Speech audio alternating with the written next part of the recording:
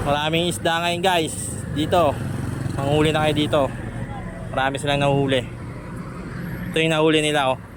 Tingnan nyo. Malaki yung nahuli nila. Yan. Ang laki diba? Oh. Ang kamay ko oh. Laki. Laki na nahuli na. Laki ng motor. Pero meron pa isang isda. Di pa nahuli. Mailap. Kakaibang isda to. Endangered na. Ito. Yan oh. Toy. Tingin. Yan ang isda.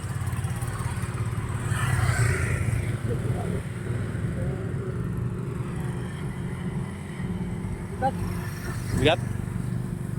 Laki no. Ilang kilo kaya yan? 20?